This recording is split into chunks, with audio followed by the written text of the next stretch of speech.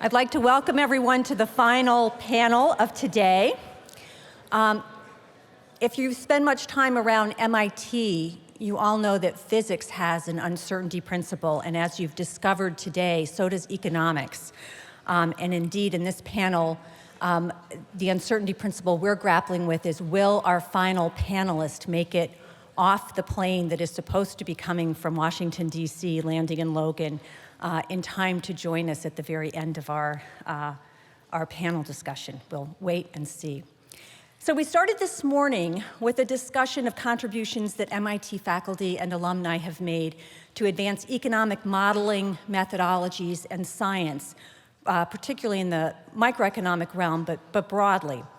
But MIT economists have seldom been content with only these objectives, as laudable and as invaluable to academic progress as those may be.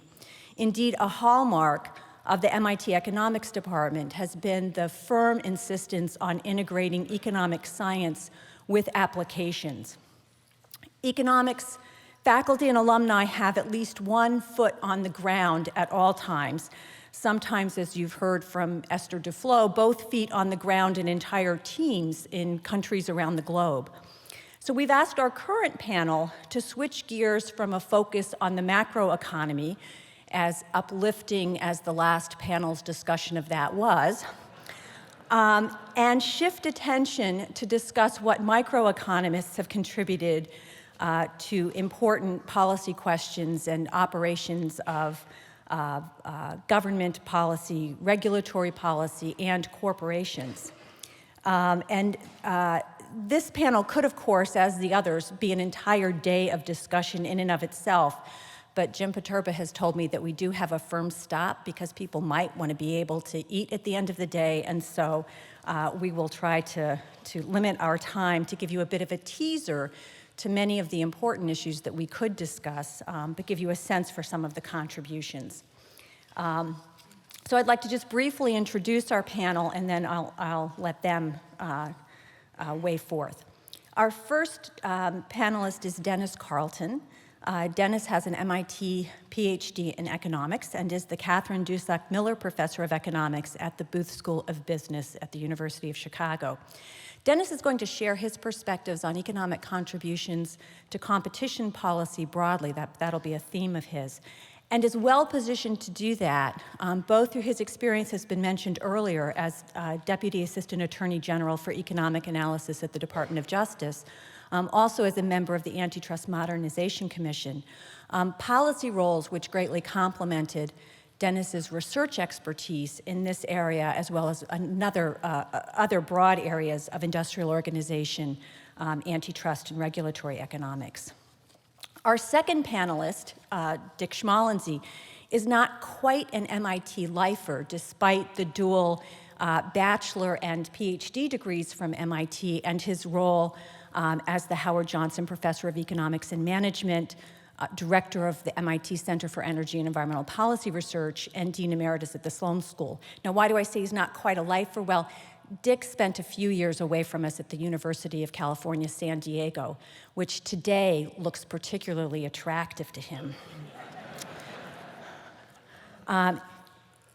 Dick has had a career that has spanned a broad range of research areas, ranging from industrial organization, management, strategy, to antitrust, regulatory, and environmental policies. And I believe Dick is going to weigh in particular to share with us some of the contributions of microeconomics to solving some of the questions that Bob Gordon raised in the last panel, namely, how do we think about intelligent energy policy and environmental policy, given the substantial challenges that we face, not just as a country, but as a world. Hal Varian, who is an MIT undergraduate and has a PhD in economics from the University of California, Berkeley, gives us a little bit of a change of pace. So Hal, while he has in his past life been a professor at Berkeley in 3 departments there, business, economics, and information management, currently is chief economist at Google. And as you know, economics undergraduates and even a healthy fraction of economics PhDs often choose to apply their trade in the private sector, It's a little less common for faculty to make that transition from academics to the business world. Although MIT alumni have done that consistently over time, and some of our most distinguished alumni have done that in very successful careers in both academics and the corporate world, as well as sometimes the policy world. I think of people like George Shultz, who moved from the University of Chicago to Bechtel, or Gary Loveman, who leapt from Harvard Business School to become CEO of Haraz. And today, Hal is going to share with us some of the contributions that microeconomics have to understanding the operation of firms in the information economy, the challenges that are posed by some of the really dramatic technological innovations that we're grappling with, and how we might make sense of that. And then finally, if US Air is cooperative and Logan Snow Crews are doing their job, Mark McClellan, who has a PhD from MIT as well as an MD and MPA from Harvard, is going to talk with us about health policy. And Mark, again, as you're catching this theme, has not only had a very distinguished research career in this area, but has been a very important policymaker in a number of health-related policy positions. So without further ado, I'm going to ask Dennis to kick off this discussion. Okay, thank you. I'm very pleased and honored to be here to celebrate with MIT. And I want to really thank MIT for the fine education they gave me in economics and in operations research, and also thank them for how nice all my professors were and the MIT administration when I was a student. My topic today is regulation with a special focus on antitrust. And I'm going to talk about three things. I'm going to talk about the enormous impact that economics, specifically industrial organization, has had on antitrust, and the very important effect that antitrust has had on industrial organization. I'm then going to identify a few key hot topic areas that are emerging in antitrust. And finally, I'll conclude by drawing some lessons about how economics can best be used to influence policy here and around the world. Before about 40 years ago, antitrust was abysmal in its use of economics, both at the government agencies and in court decisions, with rare exceptions. But industrial organization and microeconomics provided a very simple and powerful way to understand competitive behavior amongst firms. And it really produced a revolution in antitrust thinking. And this revolution is often traced to Aaron Director, who taught at the University of Chicago Law School and co-taught, actually, a course in antitrust with Edward Levy, who was not only the president of the University of Chicago, but also an attorney general of the United States. By the 1960s, we heard this morning, and certainly by the 1970s, there was a growing economics group at the Department of Justice. And in the 1980s, the chief economist position was elevated to Deputy Assistant Attorney General, which put it on a par with the other legal deputies. When I was there at the Department of Justice about 2 years ago, I had about 60 PhD economists under my direction, and they were doing very important research, and moreover, they were listened to. On most cases, the economists are asked to produce a memo that goes to the front office, together with the legal staff producing their own separate memo, and each are weighed in terms of making the decision. The same is true about the importance of economics at the other government antitrust agency, the Federal Trade Commission. Let me talk briefly now about some of the interactions between antitrust and industrial organization and vice versa. Let's start out with one of the key areas in industrial organization and antitrust, cartels. Now, it's a pretty simple theory. A bunch of firms get together, they collude to raise price. That's bad. So what does the Department of Justice want to do? They want to stop that. So this, what I'm going to illustrate will be an example of how some very simple ideas matter a tremendous amount. Well, we know from just very basic economics that your incentive to engage in a cartel is going to depend upon the penalties. So the Justice Department looked and noticed that the fines were pretty low. So the fines were raised from 10 million to 100 million. And then they looked about jail time. And they noticed that they weren't sending very many people to jail for very long. So they raised the jail penalty to 10 years. And then they did something very clever. They introduced what's called a leniency program. And they said, if you're currently in a cartel and you come to us and you squeal on everybody else, we'll give you leniency. You won't go to jail, we'll reduce your fine.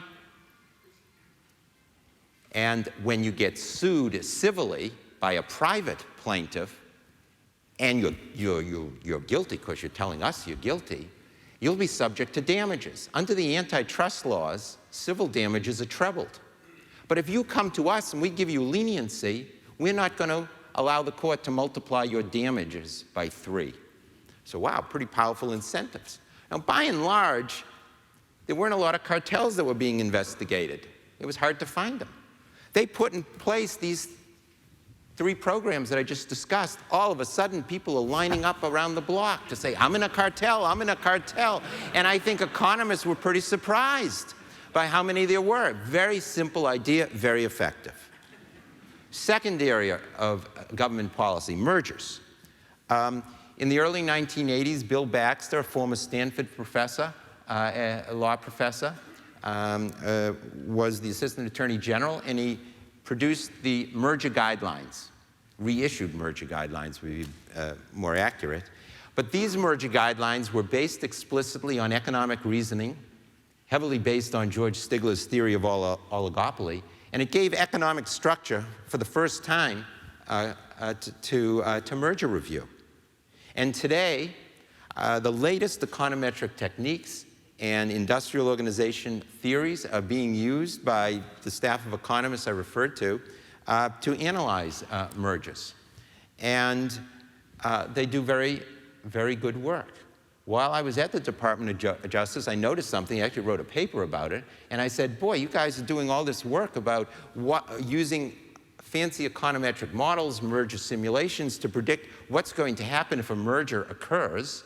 And you're using that to decide whether or not to challenge a merger. Why don't you keep following things, then we can test subsequently for those mergers that go through, which of our techniques, which of our theories actually do a good job at predicting, say, the pricing behavior. Unfortunately, we don't do enough of that at the agencies. Let me turn to the last important element in antitrust cases. There were cartels, there were mergers. The last area is what I'll call Section 2 cases, or bad conduct cases. These are often the cases that make big headlines. So there have been a number over the last several years. The breakup of AT&T, the government attack on IBM, the whole series of Microsoft cases, and the whole series of litigation involving credit cards. I've been involved in various aspects of all these cases, and my point here isn't to discuss whether these cases were decided rightly or wrongly. But what my point is to illustrate that each of these cases unleashed an enormous amount of research among industrial organization economists about practices that maybe they were vaguely aware of but didn't really appreciate their importance. So, for example, there's now a huge literature on what I'll call dynamic strategic behavior, in which a firm that has some market power is able to engage in various types of strategies against its rivals in order to either preserve its market power or to swing its market power from the product over which it has the market power legitimately into areas where it wouldn't otherwise have market power but for its acts. What are some of the acts that have been attacked? Bundling. You buy my product, this product, and you have to buy this other product from me, tie-in sales, issues about how I deal with my rivals who may depend upon me for certain critical inputs, and the like. Another area that developed, a booming area, had to do with networks. Network effects occur when, for example, my use of a word processor program is influenced by how many other people are using it, because I want to communicate with them. Huge area that developed. Another area is this recent area of what are called two-sided markets. What's an example of a two-sided market? Credit cards. How does that work? My usefulness as a customer of having a credit card depends upon how many firms accept that credit card. So there are two mechanisms of payment by which a credit card company at least could get paid, either by the customer or by the firm, and there are various types of revenue flows. The fact that antitrust cases provide practical examples to industrial organization economists is what is motivating, I think, a lot of very good research into uncovering better how current industry practices work. What are some common features of these cases? Let me just mention two. Many of these industries are undergoing rapid technological change. Now, we know from a lot of the panels and a lot of the work of economists in this room how important technological change is. What does that mean for these cases? That means when you're intervening in a case, you want to make sure you're not preventing technical change by what you're doing, and you're not impeding it. It's pretty hard problem to figure out how firms compete when it's technological competition rather than price competition that is emerging. We have much better models of price competition than we do of technological competition. And finally, the second common element of a lot of these cases is a vertical aspect. In many of these cases, the firm that's being attacked under the antitrust laws, what I'll call the dominant firm, is providing an essential input to its rivals who then compete against that dominant firm in other aspects. And the question is, what are the requirements one firm has with another about duties to deal and on what terms? Let me just turn now to what look like the emerging hot topics in the field of both antitrust and industrial organization. And I'll mention just three. First one I've already alluded to. That's bundling and tie-ins. When a firm sells a product over which it may have some unique market power, it can bundle that product and say, you want to buy that product from me, you also have to buy these following other products from me. Or it might package the products together as one product. Question is, when is that an antitrust violation versus when is it, for example, if I'm bundling products together in one product, when is it desirable technological change? How do you strike that balance? That's been a difficult problem to figure out in some past antitrust cases, and I predict that's going to continue to be a difficult problem that will dominate a lot of research that IO economists are doing. Second area, important area, has to do with intellectual property. I'll speak about patents. The patent system has been widely studied, and a lot of people have come to the conclusion that it's broken. Why is it broken? A lot of what are called weak patents are given. What's a weak patent? You get something that really isn't that important, an idea, you get it patented at the patent office, and then perhaps if you go to litigation, the court says, it's not so important, not valid. Okay? How did this problem arise? An interesting way. In 1982, there was a restructuring of the court system, and the normal appellate court system was replaced by a specialized patent court. And people thought that would be good. We'll get a lot of people who have specialized knowledge, and patents will be more accurately given when they're deserved. But what happened was a little different. Unexpectedly, there was an enormous increase in the number of patents that were granted. And this led to the problem that I just alluded to of weak patents. And what kind of problems do weak patents create? Well, if you're an inventor and you come up with a new product, all of a sudden you might get sued by 1,000 different people. And there's especially a problem in high-tech industries, where design of a particular product can trigger literally hundreds or even thousands of patents. In the antitrust area, this problem has led to what's called the patent ambush problem. And this is a serious problem. In fact, I'm giving a paper on this. In 2 weeks, there's a conference in Europe, specifically with a session, one-third of the day devoted to the patent ambush problem in antitrust. What is that problem? That's a problem where a patent holder, in a sense, misleads misuses the patent system in order to induce firms to make a technological investment that's irreversible. Once they've made it, the patent holder shows up and says, surprise, I have a patent, you owe me a lot of money as a royalty.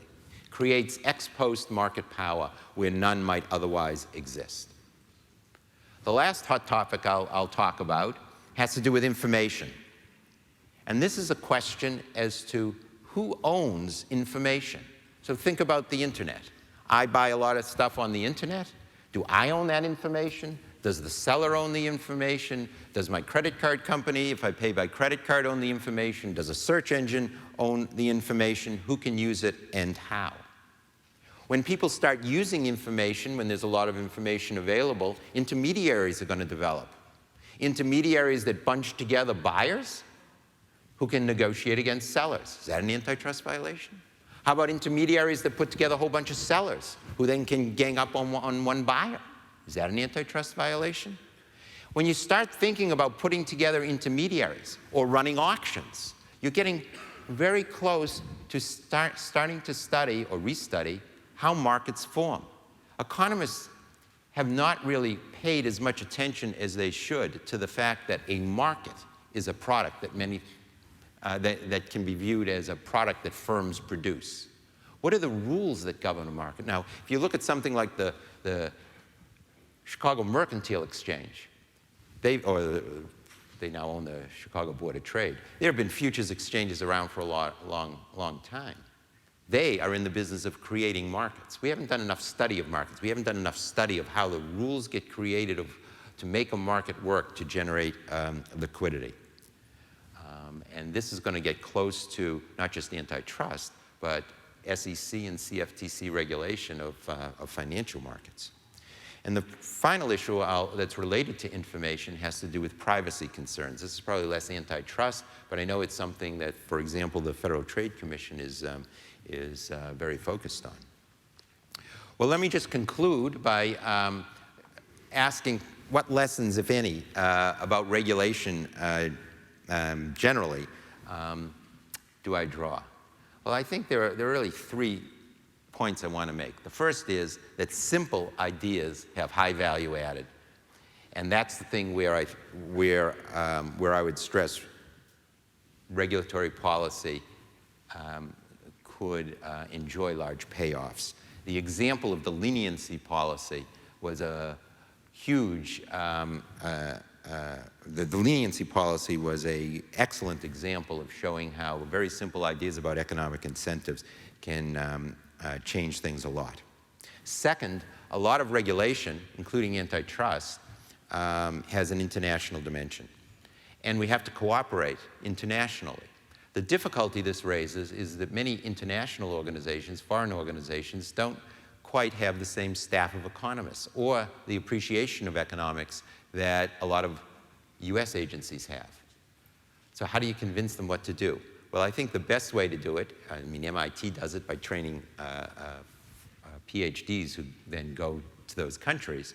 But there's another way of doing it, and that is the agencies themselves can run training programs to bring people to the United States and teach them economics. And I actually started doing that at the Department of Justice. And I think that was a very effective way of teaching the staff, not the political appointees, but the staff of international agencies how they should think. And the final thing I'll mention may seem like a detail, and I used to think it was a detail, but I now come to realize it's really not. And that is, if you look domestically, the institutional structure of the regulatory agency matters a lot. What do I mean by that? There are some government agencies that have what I'll call a public interest standard, in which their goal is to advance the public interest. There are other agencies, for example, the Department of Justice, where their role is to enforce the antitrust laws and make sure that there's no harm to competition. So imagine a telecommunications merger. It turns out that both agencies review the telecommunications merger. The Justice Department puts conditions on to make sure there's no harm to competition. The FCC can go much further. They can put on whatever conditions they feel are important in order to promote public interest. My own experience suggests that the more carefully delineated the objectives are of the regulatory agency, the more likely you are to avoid what look like arbitrary imposition of conditions that might be used to promote sort of the pet idea of one of the agency regulators. So thank you very much.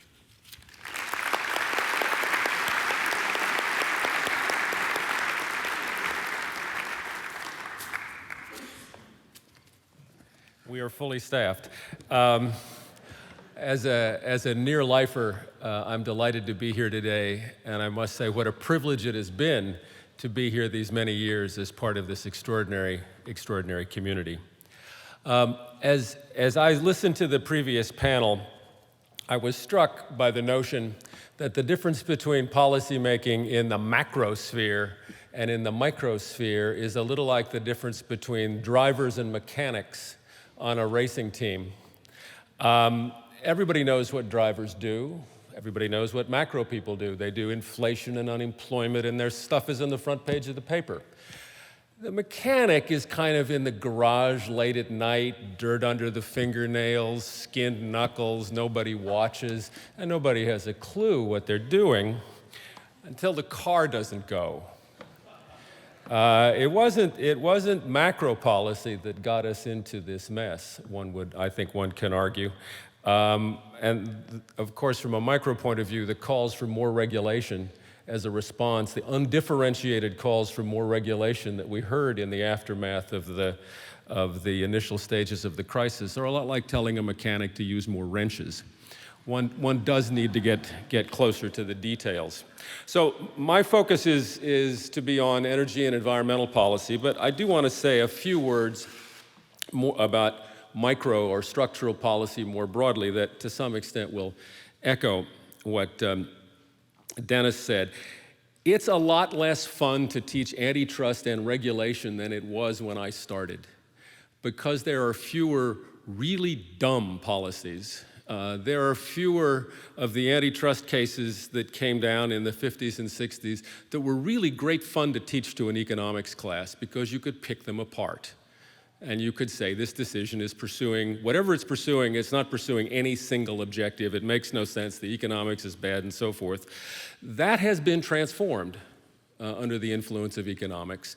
And you get decisions you disagree with, but you don't get decisions and arguments in cases that make no economic sense. They're pretty rare in significant cases. And, you know, we don't regulate airlines, and we don't regulate interstate trucking, and we don't do a lot of things that were fun to talk about in class, because you could say, why are we doing this, and get students to understand. There are still some policies that fit the bonehead description, and that's because, I think, like the mechanics, we tend to work not on the front pages of the paper, but in the third page of the business section. And the policies are usually covered, if they're covered, the debates are covered, if they're covered at all, by reporters who don't actually understand the issues.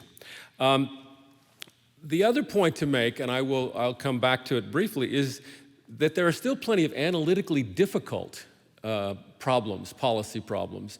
There may be political problems and administrative problems, but there are also difficult technical problems. Dennis mentioned two-sided markets and credit cards as a classic example. Well, the Federal Reserve was taxed by the Dodd-Frank bill with regulating an aspect, let me not get into it, of the pricing of debit cards.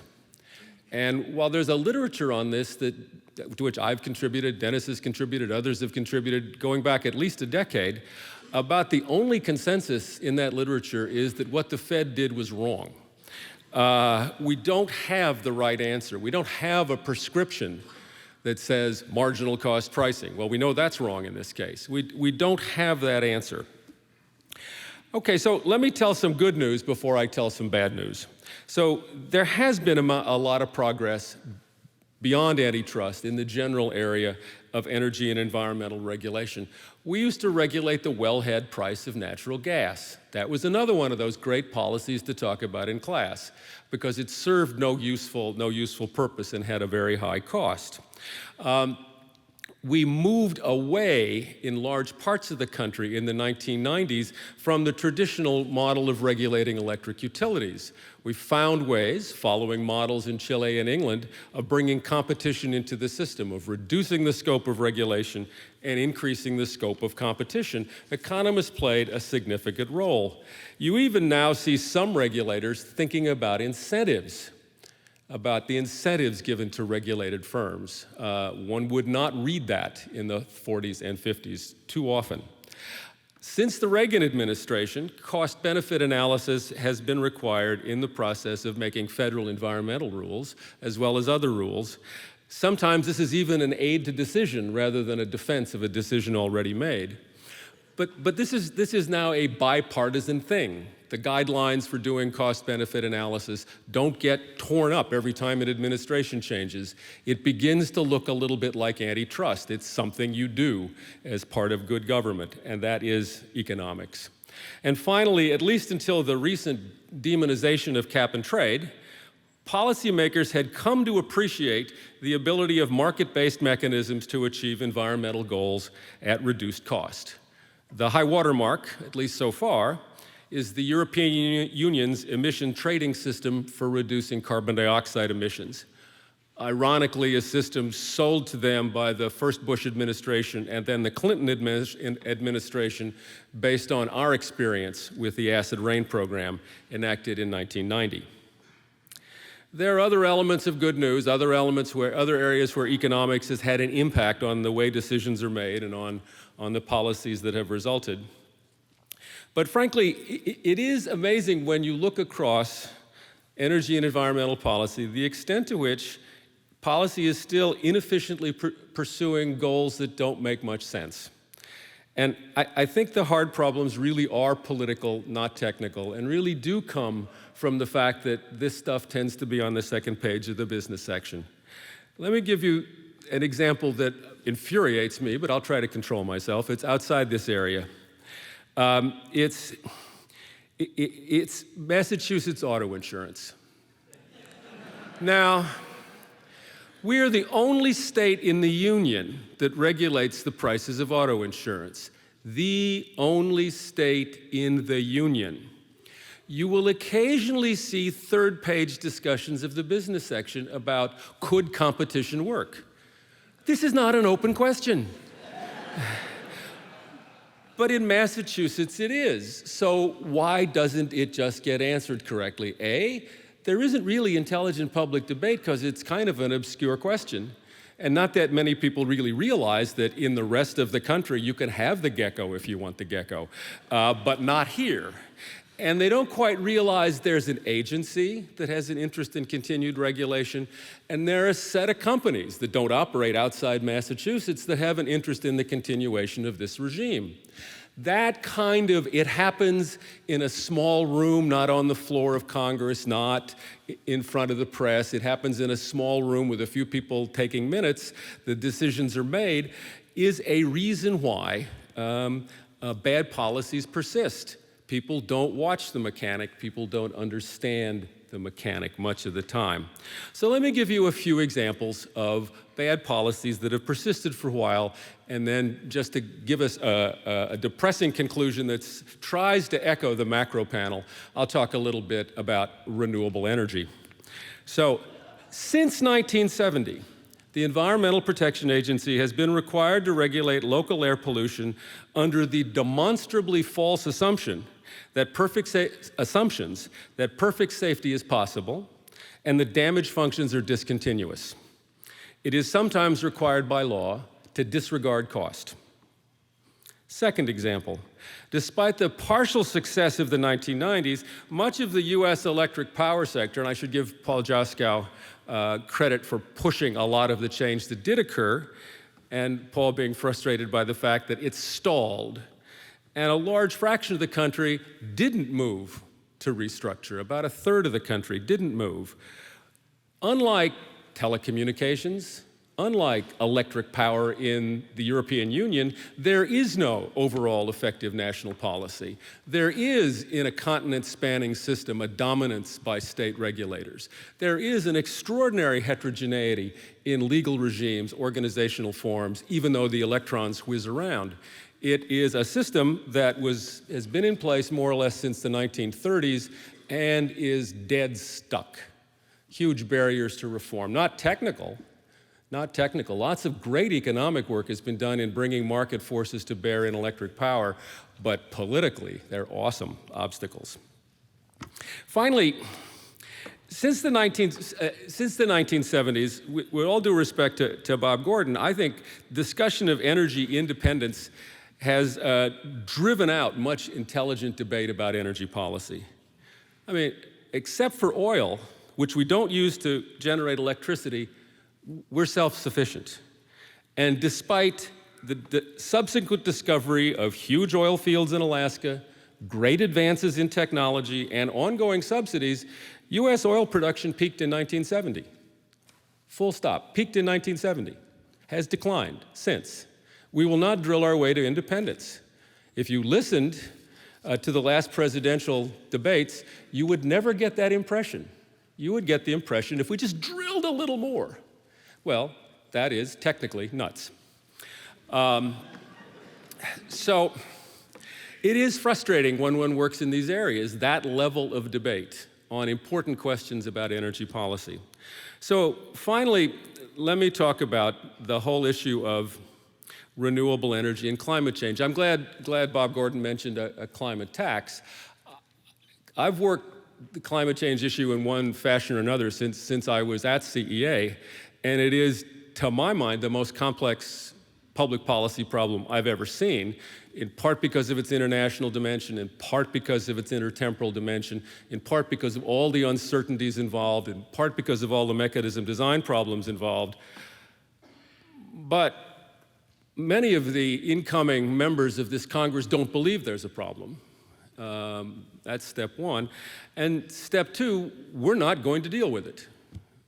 The state of public debate is, we're not dealing with climate. I'm sorry, that was yesterday's question. Well, it goes on. The substitute seems to have been, we will do renewable energy.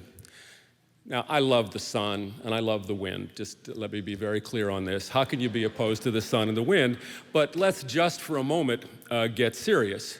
29 states in the District of Columbia have requirements that certain fractions of electricity be generated from renewable energy. The president in the State of the Union talked about 80% of electricity generated by clean sources by 2035. However, it has been made clear that almost everything is clean, so we seem to be okay there. But let's be clear what all of this focus on renewable energy is. It is not a responsible reaction to climate change. Right? It deals only with one sector, provides no incentives in transportation, no incentives for energy efficiency in heating and cooling and industrial processes, transportation, provides no direct incentive to back off coal, which is the main way you reduce carbon dioxide emissions. It's not a good way to create jobs, right? I mean, Detroit learned that having a big domestic market doesn't necessarily give you a healthy domestic industry, and switching from one capital-intensive way of generating electricity to another capital-intensive way to generate electricity is probably not the recipe to cure mass unemployment. It is industrial policy. It is industrial policy. It is the government picking a winner and saying, the Chinese think solar is a big deal, so we're going to think solar is a big deal. Now, if you work in the energy and environmental policy field and you see industrial policy coming up again, despite the government's, and that's a plural governments, despite government's terrible record at picking winners, and even worse record at developing national champions that can compete internationally, it's a little bit depressing. This has enormous political momentum. The level of debate is very low. Those people who know the issue and have thought about these things are drowned, their voices are drowned out by the voices of special interests. operating like the mechanics in the garage where it's quiet, not on Sunday afternoon in front of the audience like the macro people, right? We all have envy of the macro people. They get the attention. But I think the fact that they get the attention means that the debates are at a higher level. The fact that it's economy-wide issues means there's less scope for special interest. A lot of micro policy is frustrated, even though there's good economics and progress to be made, is frustrated by the fact that it is very hard to get past special interests when there isn't widespread attention. So I'm trying to match the earlier panels that dealt with the macroeconomy for being negative. This is about as well as I can do it. There has been progress. There's been a lot of work done here. Antitrust in particular has been revolutionized by economics. But if you look in energy and environmental policy, or broadly in areas of regulation, there is much to be depressed about. There are plenty of areas where economists are unanimous and unable to move the needle. But there's always tomorrow. Thank you.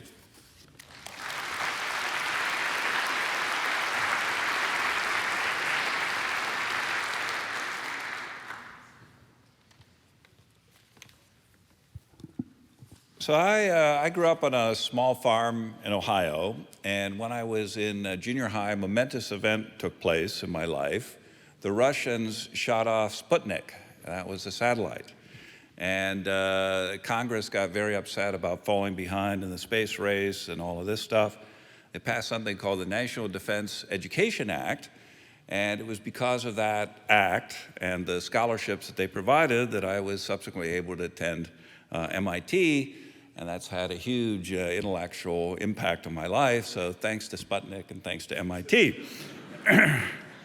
Now, I'm going to be more optimistic. I think I'll be the most optimistic person that you've heard today, because after all, I do come from California, where it was 63 degrees when I left, and I'm counting the minutes till I get back. But we live in a period of great innovation, and I refer to this as a time of combinatorial innovation. And by that I mean every now and then you get a set of component parts become available that innovators can combine and recombine to create new inventions. Now, this is an old idea. Marty Weitzman, also an MIT grad, has written about it. Joseph Schumpeter has written about it. He wasn't an MIT grad, but hey, nobody's perfect. Think of something like in the 19th century, there were standardized mechanical parts became available. Beginning of the 20th century, had electrification, motors, electric motors, gasoline engines.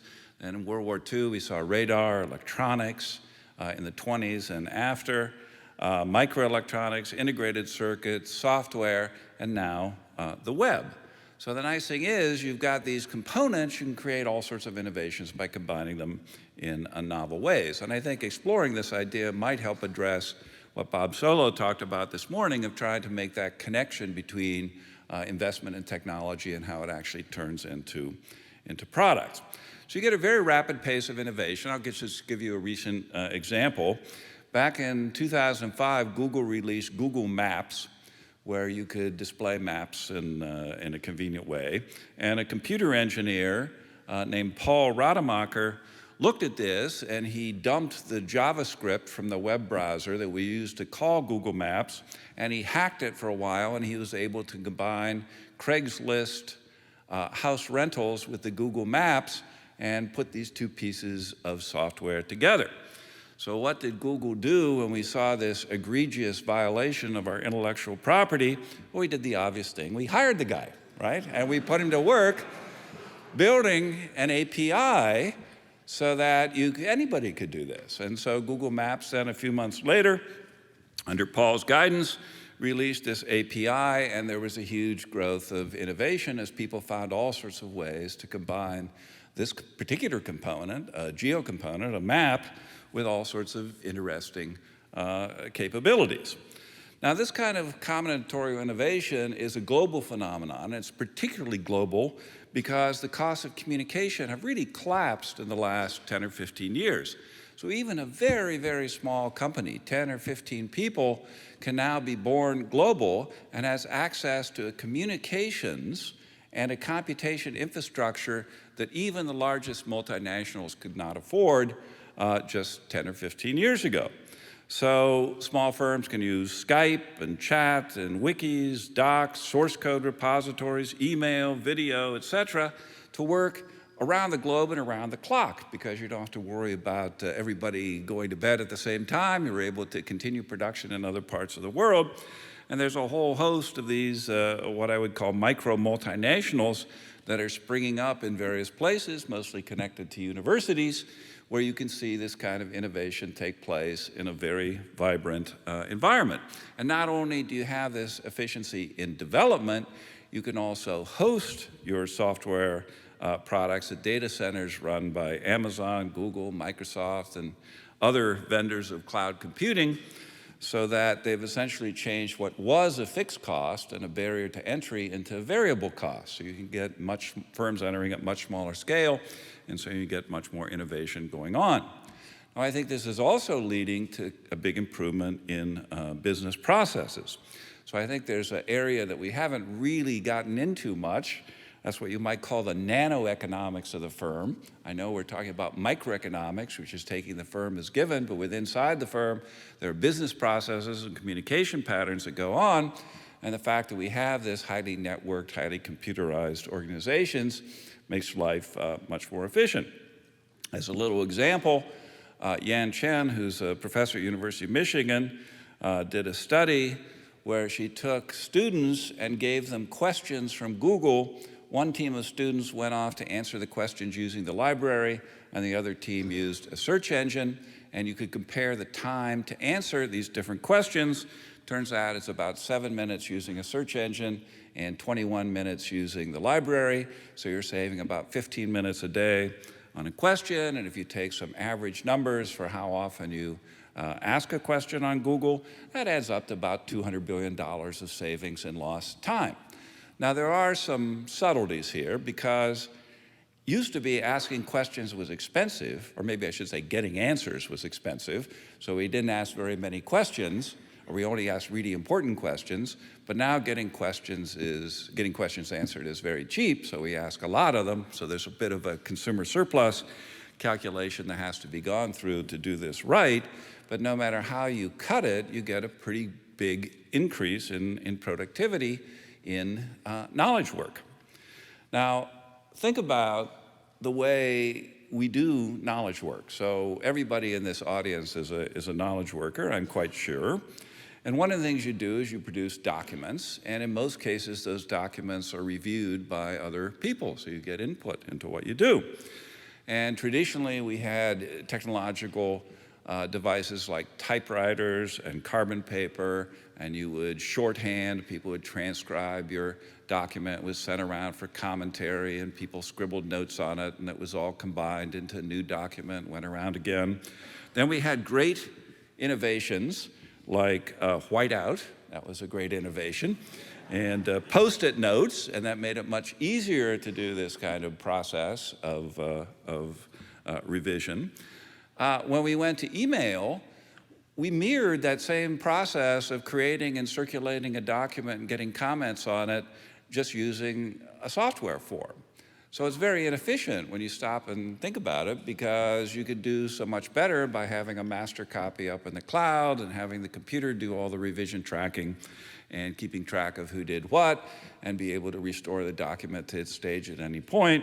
And you end up with a huge productivity improvement, and hopefully you get not only better documents, but better ideas and better decisions by removing a lot of the transactions costs from this process. And by the way, I think it is tricky, because a lot of those transactions costs don't show up in GDP, so it's a little hard to talk about the productivity increase. I think there's definitely a productivity increase, but there's a challenge in terms of measuring it. Now, along with this improvement in computation and communication, the cost of experimentation and exploration has dropped rather dramatically. So I talked about combinatorial innovation, where you have lots of innovators trying different things, but any single innovator or any single firm can also try lots of different things. That's called experimentation. And we heard Esther Duflo talk about that this morning. We saw experimentation in the age of agriculture with the huge productivity improvements that came from agricultural research stations. You look at the age of manufacturing. David Hounshell has written a wonderful book called From an American System of Manufacture to Mass Production. And you can see these technological improvements that went place because of tinkering, of trying to work on improvement of the production process through assembly lines and time and motion studies. Remember in the 80s, the Japanese system of manufacture, Kaizen, which was the idea of continuous improvement in the production process. And so all of these things dramatically improved productivity by experimenting and trying to find better ways to do things. Now, with the internet age, the fantastic thing is that experimentation and continuous improvement is just dramatically cheaper because you can design software so it allows all the parameters to be variable, and then you can implement a system, try out different configurations in real time, and really get a continuous improvement in the processing of your system. So for example, at Google, we are firmly committed to experimentation. Last year, we ran 5,000 experiments in the search engine side of the business. That resulted in 400 improvements in search quality. And on the ad side, we ran about the same number, 4,000 to 5,000, with, again, several hundred improvements. And at any one time, there's about 500 experiments running on both the ad side and the search side, so 1,000 altogether. And anytime you use Google, you're probably in a dozen experiments, or a half dozen experiments at least. So this is a system that is continuously improving because we're continuously running experiments and trying to improve the system to make it function better. And it's far, far easier to do that in the web environment than it is to do it in Africa, for sure. But we know the value of experimentation really pays off. I'll give you an example there. Back in 2006, Google wanted to get into voice recognition. Now, we had no data and no expertise. So the first thing we did is we hired some expertise. We got some of the world experts in this area. And then we created a system called Goog 411, which was an automated information system where you could call Goog 411 and say, Pizza Mountain View, and it would come back and say, do you mean Joe's Pizza on 123 Main Street? And you could say yes, or you could say no. And that allowed you to find what you wanted. Now, the great thing about it is it was a light client on the phone. In fact, it was virtually no client. And all the calculation took place in the cloud. It took place on the Google servers. So this system could learn in real time.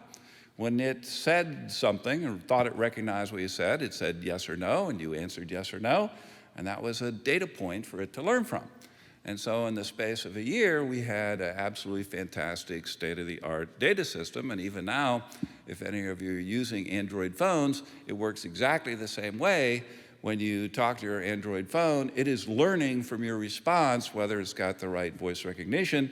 And this system is continuously improving to recognize a variety of accents, a variety of languages, and you can do this in a real time.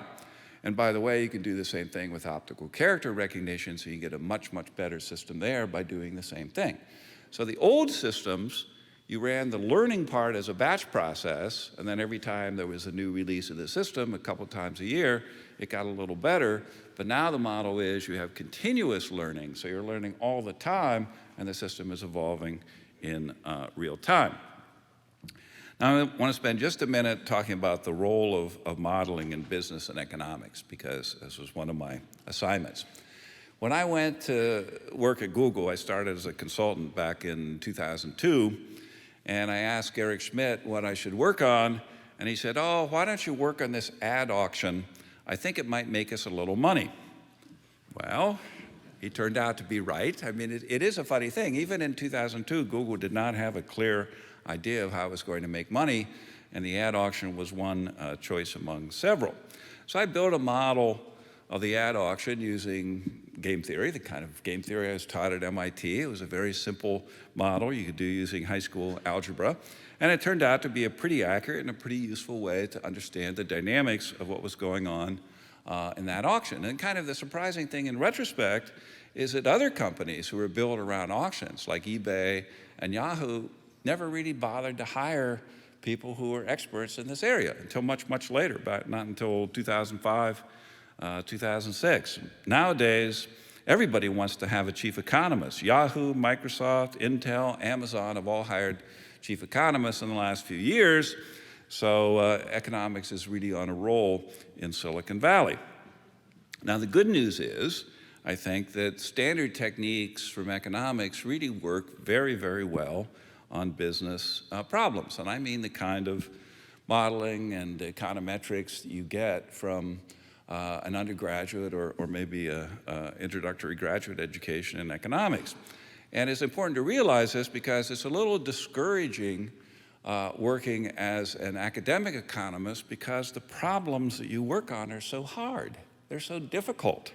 And they're much, much easier problems in industry. I think that's because in industry we have better data and easier to access data. We have pretty much a closed system, so you don't have to worry about lots of other things going on.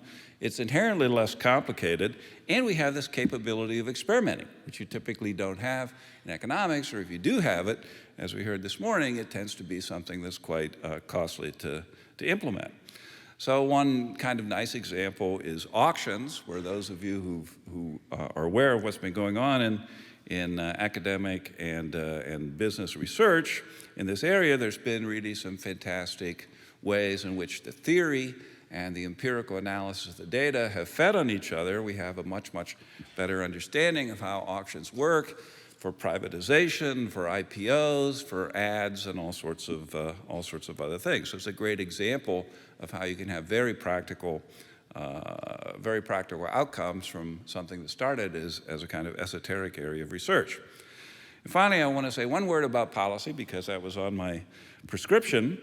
If you look at most businesses now, pretty much everyone has a real-time database, a database of what's going on in their business, a data warehouse or database. And you look at these, they're extremely powerful. Google, of course, has a lot of data, but it's not just Google. You could look at UPS or FedEx or Walmart or Amazon or MasterCard, and they can actually query what's happening in the last day, and in some cases even what's been happening in the last hour. Now, this is actually much, much better data than the federal government has. And I think that one of the advances that we're going to see in the next decade is we're going to figure out ways for the federal government to get access to some of this real-time data that's being produced in the private sector, and that's going to allow us to have a much better handle on what's going on in the economy. So I think that the real-time economics, real-time econometrics is going to be something that's very important from the viewpoint of policy in the next few years. Thanks.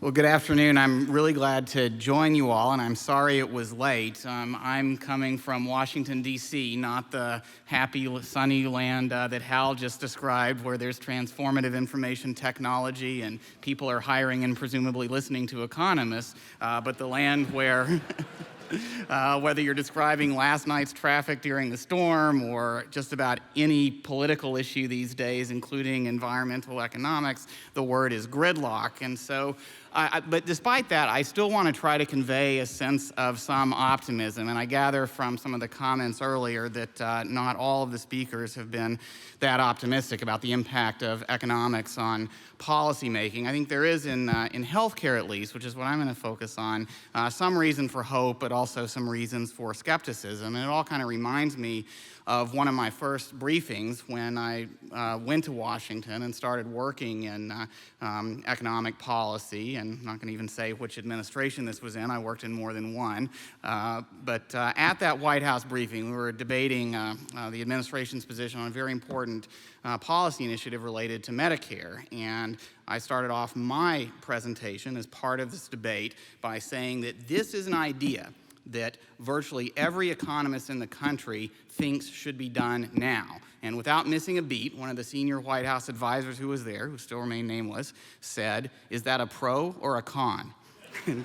and I think it's still, and so I think there's still this sense that a lot of these good ideas that economists have are missing something. They're missing a connection to the public. They're missing paying attention to those nano details that we've heard about from some of the earlier speakers, or something that's standing in the way of having a bigger impact. And I think that's really not a challenge for the rest of the world. I think it's a challenge for us who are doing applied economics to find ways to make our work more practically relevant.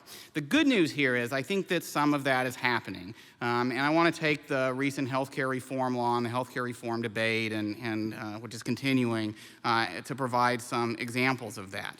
Leading up to the implementation of the law, virtually all of the major decisions about what kinds of subsidies would be provided and how insurance choices would be set up in these new exchanges, and the fact that an individual mandate might be needed to get broad participation and prevent adverse selection, all of those were a reflection of empirical work by applied economists here and elsewhere. People like John Gruber here at MIT had a fundamental impact on the economic modeling that went into and that had a tremendous influence on the legislation that was put together, on scoring by the Congressional Budget Office, on the debates around which kinds of policies might practically work or not. You can still debate, and many economists have, about whether some of the conclusions built into those models are the right ones, but you can't say that they weren't influenced by the applied economic research that has been done in decisions about insurance choice, decisions about labor supply, decisions in microeconomics that have been applied to healthcare in recent years. But I want to make a distinction between that kind of microeconomic analysis, which is having some impact, and a big area that I think is still missing in healthcare and probably in other fields like education as well, where the impact of empirical economics is much more limited, I think in part because how compelling the evidence is also missing as well. And in that respect, I want to talk about healthcare costs, healthcare quality, the kinds of decisions that go into determining healthcare costs and quality at an even more micro level. Decisions like what kinds of services, what kind of treatments does a doctor decide to provide for a particular patient. There's a good deal of economic evidence that those decisions are influenced by a range of economic and policy factors. Similarly, what kinds of behavioral choices are made by consumers, both about which doctor to go to, which treatments to use, how to use them, and even more fundamental treatments about their own health, their own diet, their lifestyles, whether they smoke, whether they engage in other kinds of behaviors that have health implications. And here, the impact of economics on policy has been more limited, and I think it's at least in part because of some of the limitations of the evidence. And this is very important for policymaking, aside from the fact that we have been able to come up with some estimates of what the impact of coverage expansions would be and things like that. That's all done on top of this much more micro level of healthcare delivery in the United States, where there's a tremendous amount of variation that continues to occur that we haven't done a good job of explaining or at least describing policy solutions to address. Around the country, Medicare costs vary more than twofold from region to region, from places like Miami to places like Minneapolis. There also are big variations in healthcare costs. Going along with that are some big variations in how healthcare is delivered that seem to persist year after year. Some people have said that, well, maybe it's just a difference in preferences or some hard-to-measure differences in health status that account for this. But also true is the fact that variations exist in healthcare cost growth from area to area around the country, and in changes in medical technology use that are equally as big. Growth rates ranging from 1 to 2 percentage points per person higher than GDP to 4 or 5 percentage points higher than GDP over the last decade or more. And we haven't done much during this whole time period to address whether there are any consequences of those variations for health and what kinds of policy changes could have a more fundamental impact on our healthcare costs. A lot of people have economists looked at these kinds of descriptive statistics and said, gosh, if we could get the growth rate down a little bit, if we could deliver care more in what looked like more efficient ways, we could easily pay for making health insurance more widely available. We could easily address the long-term fiscal challenges facing the country, but we haven't figured out policies that help us get from here to there. There's suggestive evidence, but it's not yet compelling evidence. I want to give examples of that in 3 areas before I finish my remarks. One of them is in the incentives facing healthcare providers, physicians, hospitals, other providers. A second set involves consumers and the demand side of healthcare, so supply and demand side. So let me start with providers, because this actually was a big part of the recent healthcare reform debate. Some of you may remember President Obama saying at one point that if there was a good idea out there for reforming healthcare from the provider side, for paying doctors differently, paying hospitals differently, it's in the law, and he's right. There are a broad range of proposals in terms of changing the way that healthcare payments work, designed to address some of those apparent inefficiencies in our healthcare system by promoting more high-value decisions by providers. The basic idea here is to move away from a traditional way of payment in healthcare based on fee-for-service, where insurance plans, Medicare, and other plans typically pay based on the volume and intensity of services provided. So reimbursement goes up with the volume and intensity of treatment. I got some firsthand experience with the practical side of these reforms, which people have been talking about in healthcare and applied economics for some time, with one of my first meetings with CEO and the leaders from a number of healthcare organizations around the country after I became administrator of the Medicare and Medicaid programs. They came in and said, look, Mark, we're trying to do a number of things to improve care, which we think are the right things to do from the standpoint of patients, from the standpoint of delivering care more effectively. We're trying to do things like use health information technology so that we have something like real-time data on patients. I noticed how none of your examples were from healthcare. We're trying to do things like have nurse practitioners and allied health professionals work with our patients with chronic diseases to give them some more education support that our physicians just don't have time to do, in terms of understanding why they're on the medications that they're on, the nutrition changes that might make the most difference for their health, other lifestyle changes. We're trying to coordinate care in new ways, so when patients leave the hospital, there's actually a plan in place that's shared with the post-acute care providers and the family to prevent the very high rate of readmissions in Medicare. Still today, about 1 in 5 patients are readmitted to the hospital within 30 days after they're discharged. And the problem is, we think all these things are actually working. Here's the data showing it. We've gone to some extra effort to show these impacts on quality of care, and we think it's saving money for the Medicare program because we're using fewer services and billing Medicare less.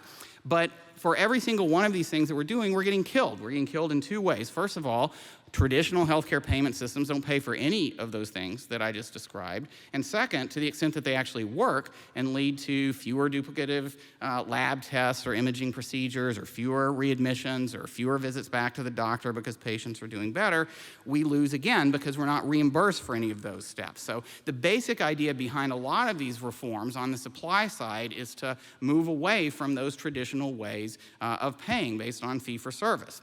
What we came up with in the Medicare program, based on some microeconomic theory and applications on the supply side, was to start a second track of payment. We didn't get rid of Medicare's traditional payments overnight. That wouldn't have been acceptable to beneficiaries or providers. But the providers who were participating in this pilot program started tracking how their patients were doing in terms of some important health outcomes and results, like for their overall population of patients. Could they significantly increase their use of evidence-based preventive services? For their patients with diabetes, could they get improvements in important proximate outcomes for the disease, like the level of blood sugar control? And could they reduce important complications that led to hospital admissions or premature death? They started tracking all these things. Not traditionally part of healthcare payment or policy, but they started doing it for this program because they now had a reimbursement path based on it. And what Medicare did was we took in the information that they provided on the performance, on the outcomes that their patient population was actually getting. We also started tracking the overall spending in the Medicare program for these beneficiaries, not just physician costs, but everything: hospital costs, rehab costs, post-acute care costs, drug costs, all of it. And the deal was that if they could show significant improvements in most of these dimensions of outcomes for their patient population, if we saw a reduction in the overall trend in spending, they could keep most of the difference. They were now accountable for the first time for the results of care for their patients, both in terms of health and in terms of overall spending. And that program, now 5 years in, has shown some impact on healthcare costs and on health outcomes. Of the 10 medical practice groups that participated, all of them showed significant improvements in outcome. 9 out of 10 showed significant reductions in cost trends. 5 out of 10 showed reductions in cost trends of more than 2 percentage points per year, which would be enough to pay for the expansion of health insurance in the recent legislation. And so that's some relevant evidence to this question. But it's only one study, it's only one pilot program, and there have been a lot of other studies on similar kinds of reforms which have found mixed results depending on the context in which they're implemented and depending on how widely and in conjunction with what other reforms these changes are implemented. So the upshot of all of that is in the, sort of the bottom line for at least Washington-based policy analysis. What does the Congressional Budget Office think of this kind of evidence for all of these reforms? This long list, and I just gave you one example of reforming provider payment. The sum total of savings estimated by the Congressional Budget Office in the healthcare reform legislation was around $5 billion out of a $1 trillion bill. And that's not because of not paying attention to these reform issues, it's because of the limited evidence that exists on them. Now, over the next few years, Medicare and the private insurers that are working with it and the states now have some very broad authority to try out more of these kinds of reforms. And a big challenge and a key unanswered question for economists is, can we find a way to use this very broad authority, this very good, multi-billion-dollar opportunity to show whether some of these kinds of reforms can really be implemented in a truly compelling way, one that could be extended more widely in our healthcare system. But it is very slow going and very limited evidence right now. So that's the supply side. That's where a lot of the focus was in the recent healthcare legislation. What about the demand side? Well, there's also a lot of evidence from microeconomic studies that what people pay for their healthcare does influence their choices. Randomized studies and other studies showing that higher co-payments, higher out-of-pocket payments reduce use, that there is an elasticity of demand for healthcare, just like for any other services. The challenge with this evidence is, from a public health standpoint, is that it looks like the services that are affected are mixed, both services that seem to be of high value and services that seem not to be of high value. You might say, well, what does it matter what you experts say about how consumers are responding? It's consumer choice, and they're presumably making some rational decisions. But even if you say that, even if you say that consumers know best, the estimated demand elasticity here is not that large in studies that have just looked at incremental changes in co-payments and incremental insurance reforms.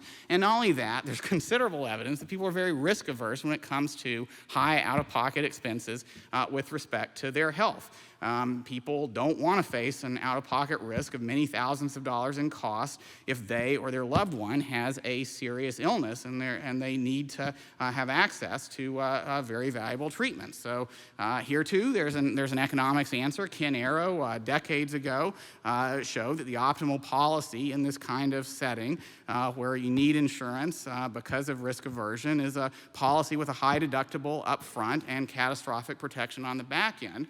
And we've actually tried to implement some of those with HSAs and other high deductible health plans. The problem is that still something like 90% or more, even if you have a deductible of as high as $10,000, 90% or more of healthcare spending occurs when you're past that out-of-pocket limit. And once again, you're then kind of out of the realm where demand-side incentives, at least under traditional insurance plans, would make a difference. Microeconomic applied microeconomics in healthcare has started to affect this as well with some innovative insurance designs where the consumers can be more sensitive to costs. In particular, consumers with high expected healthcare costs can get more of an opportunity to save money when they use less expensive care, but not through that kind of traditional insurance design. Give you a couple of examples. Safeway has recently implemented a program for doing colonoscopies through what's called a tiered benefit design, where they looked at what they were actually spending on. This is a procedure that everybody over 50, including everybody in this room, should be getting, but many people don't. And if you look at the actual cost of the procedure out in California, they vary something like five-fold, ranging from around $2,000, $3,000 from some providers who seem to be doing it well, high-volume practices, things like that, to upwards of $25,000. So what Safeway did was try to look at some of the evidence and then group providers into tiers based on this cost. And the idea was that they would pay something close to the full cost for what they regarded as a good quality colonoscopy. And a patient would have their beneficiaries would have a choice of whichever provider they wanted to go to, but they would pay for the difference at the margin. They would pay for the marginal cost difference between, say, the $20,000 provider and the $3,000 or $4,000 providers. The Pacific Business Group on Health is doing something similar with knee surgery. Same thing, five-fold variation in cost, no clear relationship to outcomes, and they're implementing the same kind of reform in payments. They're moving away from a traditional insurance design where if you have a serious enough illness cancer, serious heart disease, something like that, to where you're hospitalized once or twice in a year, any kind of traditional insurance plan, you're going to be at your out-of-pocket maximum no matter what you do, $15,000, $20,000 a year. Under these plans, those patients can still have differences in their costs of $10,000, $20,000, $30,000 or more, which is enough, it looks like, to start changing behavior. Now, these are hard to implement. The examples that I gave you took a lot of work by the employers, the payers involved, working with their beneficiaries, explaining the changes, working with the providers, getting enough acceptance, enough political acceptance from all the stakeholders to move them through. And even if they have an effect, we're only talking about each of these procedures, even though they're common, is only a small part of overall healthcare costs. So the effect overall that we've seen, the evidence so far, seems to be pretty incremental, like not enough to really alter those overall healthcare spending trends that I alluded to before. So the question is there a faster way to get there? And that brings me to one final demand side issue, and that's around the choice of insurance plans. If people had better incentives for their insurance plan choice, economic efficiency might become a more prominently observed in behavior and might lead to a faster impact of these kinds of reforms, both on the demand side and on the supply side, in the way that care is paid for, and therefore perhaps in the way that care is delivered. And if you look at the incentives facing Americans today for health insurance, economic theory and evidence tells us that we're not doing a very good job. So perhaps that's some reason for depression. Today, if you have coverage through your employer, you have an open-ended tax subsidy that's proportional to your marginal tax rate, since it's regarded as an employer benefit. That means that you don't pay the full out-of-pocket cost for your insurance plan. And if you're in a moderate to high income tax bracket, that means you're paying something like only 30, 40, you're paying, the tax break is 30, 40, 50% of the cost of your insurance plan. And there's a tremendous amount of evidence that increasing those costs at the margin would lead people to choose plans that have lower premiums that tend to drive more efficient care. And yet we persist in keeping this kind of subsidy in place. Well, one of the things that the healthcare reform law did was change that incentive. It doesn't do it until 2018, so there's still plenty of room for the law for people to come back and modify this politically difficult step. And it only affects plans at a very high level of spending, something like the top 7%. But it gradually might affect more over time. But the point is that today we're a long way from that efficient kind of choice system for insurance for people who have employer coverage. It's the most common way to get coverage today. Same thing is true for different reasons in the Medicare program, where there's one dominant government-run plan that relies heavily on price regulation. There's some other private plan choices, but there's not the same kind of paying the marginal difference in premiums that would drive more efficient choices. There are a lot of subsidies built in. There are even subsidies in effect for supplemental coverage to wrap around efficient plan designs in Medicare and shield people from paying out-of-pocket costs, from paying even limited out-of-pocket costs without making them face the full marginal cost, marginal spending consequences of those decisions. One exception to that in the Medicare program today, and I think it's instructive, is Medicare Part D. That's the prescription drug benefit that was added to Medicare in 2006, and which I had the privilege or curse of implementing in my time in the last administration. But it was set up differently. It was set up with a flat subsidy for beneficiaries that was based on your income and your health status, but it was a fixed amount of money. And the deal was you could choose from a range of competing plans that were allowed to vary their plan design, in some cases quite significantly, as long as they met an actuarial minimum value test. And if you chose a more expensive plan, if your plan cost $2 more than an alternative, your out-of-pocket payment would be, or your payment for the plan would be $2 higher, paying the full cost at the margin. And interestingly, what happened when this system was set up was that people migrated. First of all, seniors were very frustrated. They were very annoyed, and I heard from many of them. I heard from thousands of them around the country that they didn't want to see all these choices, in some cases 30, 40, 50 or more, lots of different choices. It was very confusing. It was taking a lot of their time to sort this out. They were worried that they didn't even fully understand it, despite all of our efforts to provide information, objective information on the premiums and the out-of-pocket costs that people would face based on their drug use in each of the plans. They're still very frustrated by having to take all the time. Why couldn't the government just come up with one simple, clear plan design, just give it to us, make it much easier for us?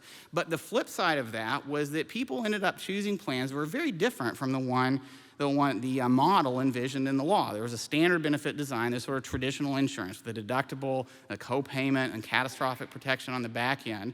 Between, there was that famous donut hole because the expected cost of the benefit was more than the Congress thought they could subsidize. But basically, it's a traditional insurance design. Today, no one in the Medicare program is in a plan with that kind of traditional insurance feature. People have overwhelmingly signed up for plans that have a tiered benefit design. Going back to the demand changes that I was talking about earlier, what that means is that if there's a generic drug, those drugs work just as well as the brand name drug, and they're available after patents expire for drugs for many common illnesses, those drugs are basically free under these plans. You might pay $1 for it. And virtually all other drugs are available, but people pay much more of the cost difference out of their own pockets. So if there's a generic available, the brand name version of that drug will typically be much more expensive, close to the full price. So you could, people will get letters from their plans. Mrs. Smith, you're on the brand name version of this beta blocker drug. It's costing you $72 a month. You could switch to this generic version, which the doctors say, which the FDA says works just as well. It'll cost you $1. You'll save $71 a month if you switch to that drug. In cases where generics weren't available, the plans would typically negotiate a lower price for a preferred drug within a category of similarly acting medications. Those might cost $30 a month. And again, you could take the more expensive non-preferred one, but you would pay the difference in cost. And the plans had to meet an actuarial value test, so the same value as a traditional insurance plan. But the difference is, instead of saving just 20 or 25% of the cost like you would with traditional coinsurance, you save almost the full differential in cost. Well, people overwhelmingly chose those plans because they had higher premiums, and then they switched the drugs they were using. The Medicare drug benefit is still, it's a significant government cost, no question about it, because of the subsidies involved, but it's currently running about 40% below the actuarial and the CBO projections at the beginning of 2006. And there are a number of reasons for that, but one important reason is that seniors have overwhelmingly switched which drugs they use, from brands to generics where they're available. The use of generics among seniors is running around 80% of prescriptions, and they switch from non-preferred to preferred brand name drugs. And there was a lot of complaining about the drug benefit. I thought there was going to be a lot more complaining about switching drugs based on these tiered benefit features, but that really hasn't been as big of a problem.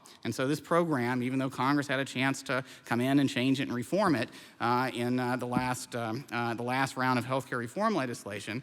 They didn't. They just added, they made it more generous. I guess that's probably not good for the long-term fiscal outlook, but no fundamental changes in the structure of the program was my point.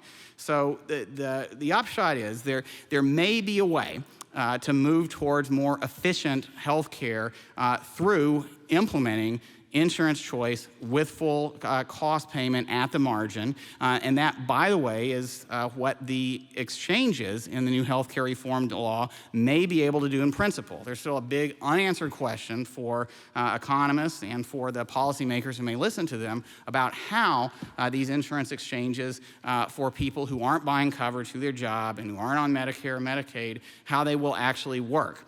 And we'll see how that plays out over the next couple of years.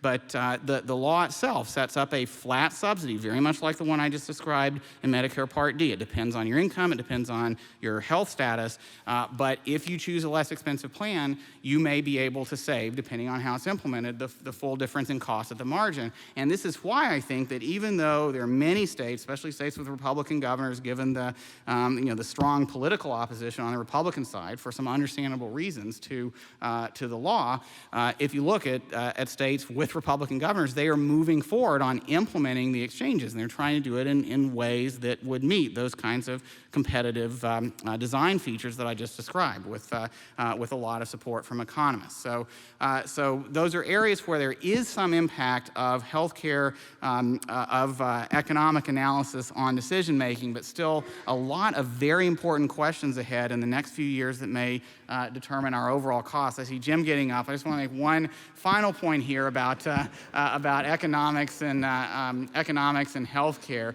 The most important thing in economics, and the reason why it's so hard, I think, to reform these policies and why it's so hard to get public confidence in making changes just because economists think they're good without even more compelling empirical evidence behind them, is because healthcare is so valuable. Kevin Murphy and Bob Topel, Bill Nordhaus, David Cutler, some of my work with David, what all has shown over the last 30, 40, 50 years, name your time period, medical innovation on average has been extremely valuable, more value creation than in all other sectors of the economy combined. I mean, it's great to have jet travel and iPads and 3D TV and Google Maps, but what people really seem to like is the time to enjoy it, the time to spend with it, living longer, living better, plus the sunsets, plus time with family, and all of that. So there's a potential for doing much better here, but we have to find better ways to bring the microeconomic evidence to bear, showing that we can improve the margin without taking away from that average, that tremendous average value of innovation. Thank you all very much.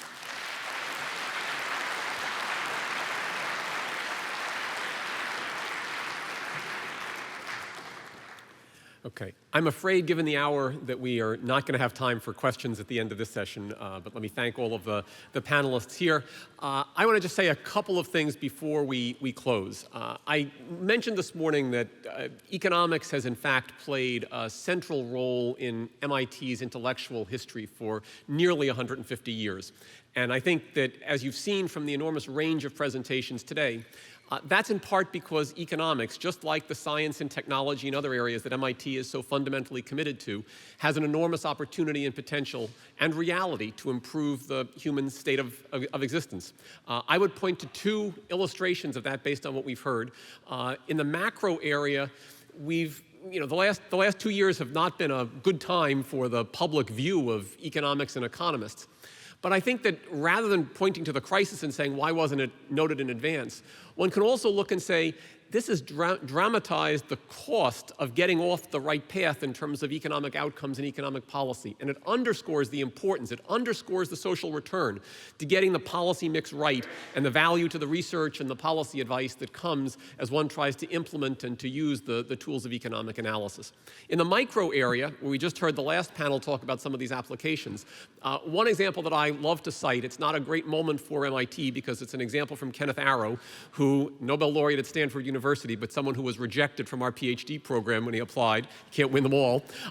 But Ken Arrow, working in the White House in the early 1960s, said as a staffer at the Council of Economic Advisors, one day he got a proposal which suggested using nuclear explosives to build a second canal, in this case through the Yucatan.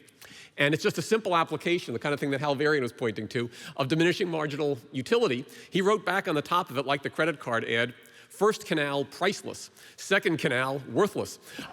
And that he cites it as one of the highest social value activities that he was ever associated with to dissuade whoever was proposing this from actually undertaking it. But I think it does illustrate how on a whole host of these places, I mean, that's a perfect example of the mechanics working through the night to keep things going. But there's an enormous range of places in which the use of applied microeconomics and microeconomic theory has really improved the way in which we do a whole range of different things. I want to close this afternoon on behalf of Andrew Lowe and Bob Solo, who have worked with me as the organizers of this panel, by thanking an enormous team of people who have helped to make this event go so smoothly and who have assisted us on a whole different set of dimensions. You don't manage to get 1,045 people registered for an event at Kresge without an enormous group that supports the undertaking. And I would particularly point, first, of course, to our speakers and our panel chairs who have added the excitement of this program and really kept us riveted from quantitative easing to cell phone pricing to air conditioners, from CO2 to QE2 to ZLB. We've run the gamut today of different activities in different places where economics fits in. But then there's the support team, and that's Ted Johnson and Rebecca Tyler and Lily Mounet, who've been at the MIT 150 office and for over 2 years have been working on planning the set of symposia and other activities. Kathy Levine and Nicole Silva and Eva Carbone at the MIT Conference Services team, Gail Gallagher and Joe Cohen and Lee Corbett, who are part of Institution Events and who were Institute Events and were key in making this all come together. And then in the Sloan School, Jana Cummins and Jessica Colon and Lisa DeForge in the economics department, who have been the key teams in terms of making this all work. One of the many decisions that Bob and Andrew and I had to make in planning this was, did we thank them all today or did we thank them all tomorrow? And we managed on a 3-0 decision to decide we just thanked them both days, in case anybody came one day but not the other. So on that note, thank you all for coming and joining us. We are adjourned. We will gather again tomorrow morning. The program begins at 8:45. Registration will be earlier than that as today, and there'll be a continental breakfast again. Thank you all for coming.